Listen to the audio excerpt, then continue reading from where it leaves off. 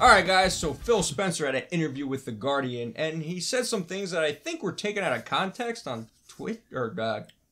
On the Twitter. On the Twitter. Or on the Twitter. On the Twitter. So old. But Carmen, you actually have the I have the quote up actual here. quote. Yeah, so pretty much what he said is that, quote unquote, the audience for those big story driven games, I won't say it isn't as large, but they are not as consistent. You'll have things like Zelda or Horizon Zero Dawn that will come out and they'll do really well, but they don't have the same impact that they used to have because the big service-based games are capturing such a large amount of the audience. Sony's first-party studios do a lot of these games, and they're good at them. But outside of that, it's difficult. They become more rare. It's a difficult business decision for those teams. You're fighting into more of headwind. He goes on to say, and later in the interview, as creators, we've got to think about accessibility of the content that we build. Our big narrative story-driven games are in some ways less accessible. They may be in the nth iteration of the story that, if you don't play the first and -1 version, you don't feel connected to. From a mechanic standpoint, they know the core audience has been playing games since PlayStation 1, and they just assume you're a master with a controller. Unquote. So that's pretty much what he said, and he got into obviously some back and forth on Twitter, tried to clarify a little bit about what he said. But when this story first actually popped, when it first hit, like everybody was like up in arms, like, oh well, they're just talking that, they're saying that because they don't have any great first player games like Zelda or Horizon Zero Dawn, both of which are very successful. But what I think he's really saying is that he's seeing it from a business standpoint that those games are becoming more of a risk, because they're not like an ongoing platform that people can kind of dive into and play well after launch. Yeah, I think, you know, the trend of things is kind of based on like the Destiny sort of thing. That's what kind of games are going into. And I mean, he's not wrong, you know? Yeah. Based on what he says, because yeah, you could have a game solely on, you know, the first person, or not first person, but, you know, story driven, one player sort of deal. And then it's either hit or miss. Like you could have something that's really amazing, groundbreaking, and fun, or you can have something that like dies down in the third act and people are like, meh. Nowadays, people will get pretty angry if it's just single player, though. If it's just focused on single player, because they want replayability and want more hours past the initial story. And I guess that's why a lot of games are going with the multiplayer focus. And just things that don't really focus on stuff like Horizon, where with the was it open world? Yeah, it's open world. Horizon Zero Dawn was open world. It was a fantastic game. I absolutely loved it. It was great. It was definitely what I wanted for at the time. But I do understand what he's saying and what his perspective is on it. Is that yes, that game came out and it was a success, but you have to know going into creating this game that might take 2 to 3 years. Being only a single-player story game, you have to start thinking about, you know, is it something that they're going to complete? Or is somebody that's going to play it actually complete it? Is it going to come out to a critical as well as a commercial success? And I think what's happening is that, yes, PlayStation's done a great job at creating those types of one-offs, but at the same time, you know, we had Guerrilla make Horizon Zero Dawn. They made Killzone prior to that, and Killzone has always been pretty much a kind of like a cool reception. It was never like those big gangbusters like a Halo was. And then if you look at games even recently with like the Order 1886, that game was all story, very short campaign, looked beautiful, but that was a flop. Yeah. So they do take some sort of a risk when they are making these types of games, and Sony Studios, for the most part, are focusing in on these kind of story-driven campaigns that may or may not have a multiplayer aspect to it. But what they're doing with being the giant marketing partner that they are for Destiny is pretty much, even though it's not an exclusive, a lot of people look at Destiny as a game that you should and probably will play on PlayStation because of the exclusive content and all the different marketing deals that they have. Yeah. And which is a platform type game, which Phil Spencer is very much a fan of. He is a big Destiny player. He has a lot of Destiny time played. And I think that's probably where he's starting to kind of look at it and be like, with these studios that I have, can I create a game where I can keep people coming back again and again and again instead of taking more and more risks to try and see if something like the Quantum Breaks of the world or the Sunset Overdrives of the world are going to be worth even the investment as well as the marketing investment. Yeah. You got to look at the Skyrims of the world, though. You do. Okay? You can't, like, I completely disagree with pretty much everybody here. I love the single-player game because the element of story and the depth of like open world, which you hate, I know. I'm sorry. No, I mean I don't think Johnny hates it because like we've both played Final Fantasy 15. Yeah, I love that. But I mean, like if you're gonna make first of all, if you're a game developer working for a AAA company and you're going to make a game, you're going to make a first player game, be very rich in story. You're going to probably design an engine around, like, to make this game amazing. So, or, just use the same one that they used previous for Fallout 4. Well, yeah, and Fallout 4 is another example. They need to come out with the new engine. Of an amazing first-player game as well. Yeah. Okay, so, like the studio like Bethesda, in my opinion, is doing it right now. That's their core right now. Most of Bethesda's games are actually at their core single player. Right. The only game they really added on recently was Doom had a multiplayer aspect. Not a lot of people took to it, and they have Quake now on PC that they're bringing out, Quake Champions. Right. But Elder the rest Scrolls of them, Online. The Elder Scrolls Online is an MMO. But you look at the majority of it, Wolfenstein single player shooter. Mm-hmm. Doom, again, there's multiplayer there, but the campaign was really what brought people in. Dishonored, no multiplayer. Evil Within, no multiplayer. So I think there is definitely a balance. And I go back to playing those games, by the way. Yeah. But if you look at the big blockbuster hits, like the biggest ones that make the most money year in and year out, it's the Call of Duties of the world. It's the Halos of the world. It's the Battlefronts. It's those the feel like clones. Exactly. They feel like clones. But at the end of the day, it's not the quality. It's just what sells. But that's the thing. If you're a money-making business, you have to look at it and be like, how can I get better? Let's say they come out with another Halo, right? And they try to take it kind of looking at the perspective of what Destiny is. Right. How can they take a Halo 6 and make it so that 3 years from now, people are still playing that game and I'm adding content at a cheaper value to them, but I keep getting them coming back. You make sure Master Chief is in the game. Well, he was in 5. Yeah, right. Just barely. Yeah. Can you call that him in the 5? Come on. No, it really is like if you're going to go back and play a game, like multiplayer does give the aspect of like, yeah, I could keep playing this over and over again. But the games now, like, look, the technology is getting to the point where we could put a lot of shit on a disc or even downloadable content, and we can expand universes and make single-player games really, like, rich in story and content. Well, you have two gamers out there when you look at it in that sort of...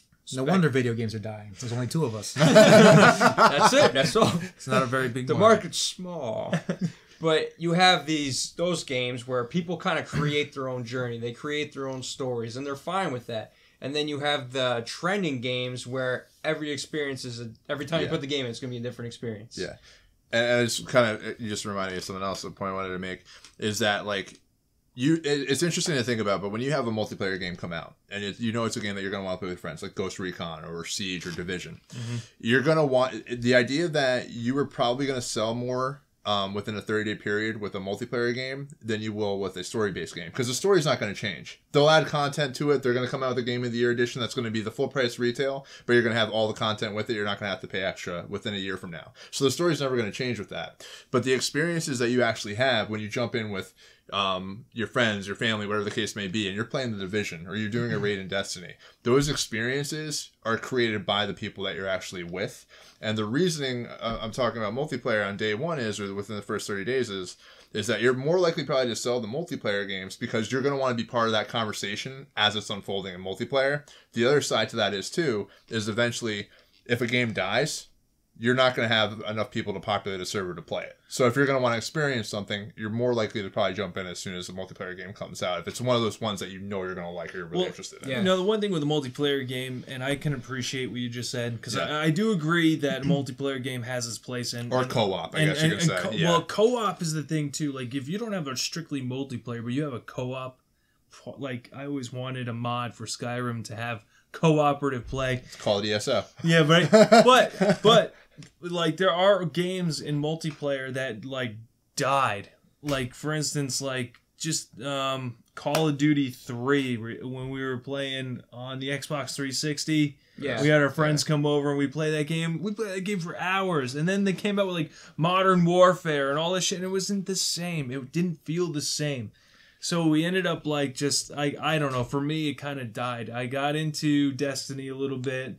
Yeah, and I've got a little bit. Yeah, just a little. Like for him, I got 700 hours in. Like for me, like 700 hours versus like 1,000. Are you over 1,000? 1,000 hours. I think I got like you're playing the wrong games, 20. Chris. Well, you know what it is, like You're having fun wrong. Don't you tell me how to do fun. I know what fun is. Some people like to control their own destiny. Yeah! High five. Try to take a second How pun. dare you? But Is that on purpose? some people like to play the single player games because they have full control of their experience. Mm-hmm. Some people don't like playing multiplayer because it's not always up to them of what's going to happen, and that's why you have the Skyrims and the Fallouts. Yeah, The Horizons. Yeah. And I will say, like, Andromeda has a multiplayer aspect, but it's a separate element to the first player game. It's and I like that. Like, multiplayer is good. I played a lot of the Mass Effect 3 multiplayer. And I like that because you have a choice. Be like, if you're a guy who's just like, I want to know the story, and the story is pretty rich, and you get to do a lot of things in the first player game. But then you also have an element like, okay, today I want to play against some other players. You can do that in the game. It's part of the element, which is really, I like that. That's a pretty cool thing. But the thing that to think about, like even with the multiplayer, like with Mass Effect, Andromeda, or any game that adds on the multiplayer, the idea of adding on the multiplayer or the idea of adding on more content is to keep any of us from going in and turning it into GameStop, or returning it or whatever else. I think of that when I think of The Last of Us. Not that I ever traded it in. I still have it. But, you play the experience. You get that experience. You get the experience. Yeah. Then you get that one downloadable Don't diminish the experience. That game is amazing. Amazing. Yeah. Masterpiece. Absolutely. It sucked. Shut that. Jonah, that's why it's your last Shut the Bye, Jonah. Shut the front door. But, you know what I'm saying? Like, you have more ways to control that content, like how it's going to come in when it's diverse versus having like, okay, what story can we add to this that's not going to hurt the story that we have going? And you have to be very careful when adding DLC to things like that. Like the Resident Evil that's coming out, they're adding like kind of a Chris Redfield it's over. It's not spoiled. Action-packed DLC version to a game that really was like a survival horror first person, way different. It wasn't any of that action-packed stuff. It got away from that. So it's going to be interesting to see how this works with it. To me, that seems like that's actually they're trying to get two sides of their fans to kind of buy in. Exactly. Like everybody wanted the old school horror. They're going to give them old school horror for the core game, but then the DLC is going to go back to and I feel like games that, like the Skyrims, they're eventually going to get... I mean, Skyrim's a big, different thing. I mean, that has its own fan base with modding and things like that. Well, yeah, that's my what I point love about is, it too. You're going to have developers get into a corner. It's like, oh, God, we have to start pleasing everybody because...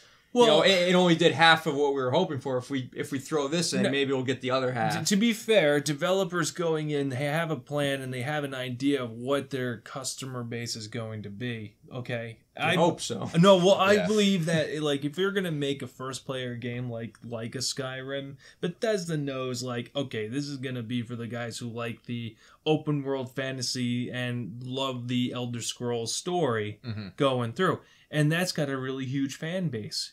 But maybe for the next generation, I call it next gen games now, is like Battlefront 2 coming out, where you have a single player campaign where they learn their lesson from the first game. They're like, well, we get a lot of crap from people because we don't have any kind of solid campaign happening here for first person shooter elements and having a story to go along with it. But they also were getting flack for their multiplayer as well. So your multiplayer is going to take shit for not having a diverse or like, like they're probably comparing it to the first Battlefront 2, like we talked about in the other episode. But when you look at the development of a game, if you're trying to please everybody, I think you're only going to come up with a mediocre game. It really depends though, because like everybody clamored for a Titanfall 2 and Titanfall 2 to have a campaign, and that campaign, it was a good campaign, it was a fun campaign, but it didn't save that game. Yeah. Okay. And people really clamored for that. Yeah. But I think going back to like what Phil is saying, I think at the end of the day, what he's looking at is he's pretty much looking at and seeing, like I said, the Quantum Breaks, which they probably potentially lost money on. Mm-hmm. The Sunset Overdrive, they lost potentially money on. They closed down Scalebound, which probably has something to do with this line of thinking. With it's a game that they could make, they can finish it, they're going to send it out, but if it doesn't have legs, it's probably not going to make the money back. Yeah. And he's absolutely right, though. The people's attention for games are actually shrinking. Or the need to go out and buy every single game is shrinking because you have games that take up a lot of time, or you have games that have a huge fan base, like Overwatch, huge fan base, right? Destiny, and then you have the yearly stuff that comes out that every year somebody's going to go and buy the Call of Duty games or the Star Wars Battlefront, or wherever the case may be. It doesn't leave a lot on the table if you have these big games that are now almost considered platforms that. You now have an audience that's pretty much shrunk that you can't sell like these one-off or new ideas to because they're too busy still playing Destiny, or they're still too busy playing Overwatch, or et cetera, et cetera, et cetera. And I think that's why they're taking a shot with Sea of Thieves, because that game is supposed to be very similar to like the Divisions, the Destinies, those types of games. That looks like a Nintendo game. Yeah, if that's true, I hadn't heard that before. I'm actually interested in the game now. Yeah. Because before I was just like, Sea of Thieves. And they demoed it and they said that it was really fun, but the thing is that it's gonna be hard to try and tie everybody into doing it, because everybody that's actually demoed that game has said when you're there and you have like 3-4 people playing it, it's an awesome experience. But outside of that, if you're at home playing it, there has to be some sort of a reason to pull you back in. Right. And the only thing I could think of is like if you look at Destiny or Division, like you have to have a loot system, you have to have a raid mechanic or a dungeon mechanic. I feel like something that can create the or getting the people back in to play the games and try the new experiences that you can eventually add on to later down the line. I feel like the Division made a mistake with their DLC. They made a lot of mistakes. They fixed a lot of it. Division was a mistake. The DLC was garbage. I think it didn't add anything. It's getting a lot of good praise. A lot of praise for the recent DLCs. Stuff. Yeah, but I mean, it doesn't add the people who's like, I don't know. We went to the store. I think I put down almost like $70-$80 on like the whole package. This story sounds familiar. Yeah, it's like buy Division, everything. I'm like, yes, this game's gonna be amazing. The hype was crazy. I jumped right into it, and then all of a sudden, I felt like I got screwed. Yeah, I bought like the gold edition, $80. Yeah, I played through. I went up to like level 30. You're a bunch of suckers. Yeah, I feel like a sap. I can't sleep at night because of it. Yeah, so I got up. I played through it, so I got some money's worth from that. I played all the way to max level. I didn't play through the incursions though. So I should probably do that. We did eventually. A couple of episodes on our channel, but I feel like you just bounced right off of it, man. It was. Yeah, I mean, I think we fought a flame throwing guy 3 times, and it's like I thought he was just the one guy, and then they just changed his name. I was like, it's like the the same Halo thing 5 all over again. Campaign all over again. Yeah, but I mean, what do you think? Do you think Phil Spencer is kind of a crackpot? Yes. No. No. Do you think he's predicting what the market's going to? I think that's what he's doing. I don't think he's taken away from these big games, because like I said, I think he's looking at it as like, yes, Zelda's amazing, Horizon Zero Dawn is amazing, right? And I know that firsthand. Horizon did something that's very awesome, very new, very exciting. Gameplay loop was there. It was a lot of fun, really good time. Replayability. Well, no, here's the thing. That's what I mean. But that's the thing. Like Fallout doesn't really have replayability unless you do the mods and stuff like that. Like you can go through the campaign. And you can do everything. I'm in a the PC gamer, so the fans will create new content to make the game different. But with something like I said, with Horizon, like it's sitting on my shelf now. I have a few trophies I can go back for and try and platinum it. But that's it. After that, they're supposedly making new content. So now I'm battling with myself. Do I trade it in? Am I ever going to go back to it? Knowing how limited my time is a lot of times, I'm probably never going back to it. Yeah. And same with Final Fantasy 15. I want to see what they're going to do with the multiplayer element of it, but we probably won't get that until after like Kingdom Hearts comes out 2 years from now. See, I would like probably true. Yeah. I would like to see the market kind of go back to like have developers make like a bunch of mini games in one. It's called 1-2 Switch, John. It doesn't work no, out. Stop. For the love of God, 1-2 Switch is no. amazing. Just guys, I'm cutting you guys off. Go in the corner. Think about what you did. I want like platforming games, like games that, because like these they're called indie games. Gaming Wario. What? Game and Wario. Wario. Game of Wario. Game and Wario. It's Wario. It's a mini game. Yeah, mini game. Wii game. Yeah. No, I mean, like, because you look at the old, like I said, you guys know me as retro gaming and things like that, but back in the day, you go to a game store or a rental game, you rent a game for a weekend, you go buy another game. Now you're invested in these games for so long, like the marketplace is going to start shrinking, where you're going to have Destinies. You're just going to have a bunch of people playing only like 4 games throughout the whole year. Then it's going to get stale. You're going to have like some random games come out. It's going to be so stale. That's why I want like more... Okay, have these variety is great, but again, these are money making companies. Well, that's what it is, and that's what the problem is. That they take a risk, and marketing is not cheap anymore. Everybody knows how much. Everybody knows how much it costs to put a Super Bowl ad up, right? The AAA, the AAA companies, $20. Give me a break. It's no big deal, right? Add a couple more zeros. What the hell? I think I put one up last year. I was just gonna say this too: is that the interesting stuff, the new stuff, is going to come from the indie developers, the ones that don't have to listen to a PR. Well, they have PR a lot of times, but they're not going to have to listen to a publisher. They're going to be able to control what they want to do with it, and that's going to be on them. Unfortunately, those are the two camps that we're at. It's either big AAA publishing these games, and they're going to do whatever the market's going to go with, or they're going to have the indies that are going to create whatever they're going to want to do. You're eventually going to get quality, almost probably close to AAA content with indies. It's just going to take a little time for the technology to get cheaper. I don't think Mr. Spencer is actually considering indie developers in his conversation. He has they have the idea at Xbox program. They have a lot of different indie titles like Cuphead and stuff like that. They're pretty much championing. But I mean, his comments are really probably geared to the AAA because of the money aspect that you pointed out. I mean, if you're a developer and don't get discouraged, it's keep developing amazing games because you love to do it. You discouraged me. I can't do it. But we need another Hangman. There are some really great indie games out there. Like you're talking about, like platformers, like even from Xbox standpoint, like Ori and the Blind Forest, awesome game, very Castlevania, Metroidvania game. Inside is probably game of the year, or Inside came out this year. Witness was really good. That was a puzzler game. But those are smaller stuff. Those are smaller teams that made those games. I still love 7 Days to Die. I can't say I love the Fun Pimps. The game is garbage. Garbage. Oh, we're fighting after this. Jonah just lived his 7 days. You might want to start up your car, Jonah. Yeah. But yeah, so that's all I was just going to say is that, like, I don't think he's wrong in this. I think he's looking at it from what they've seen in the business standpoint, and it's going to be about, unfortunately, they have to find ways to try and get people coming back to keep the games that are very important to them and kind of reiterate and keep them giving them legs well into year 2, year 3. Yeah. So he wasn't saying that certain games aren't crap. going to be made. Well, are which crap, everybody thought aren't going to be made for the Xbox. Which some people were like, "Oh, hey, we mean you're not going to put this on the Xbox?" Yeah. But it just means that he's kind of given the inside of the market. He is a businessman, and he's a smart dude. Phil Spencer is a smart dude.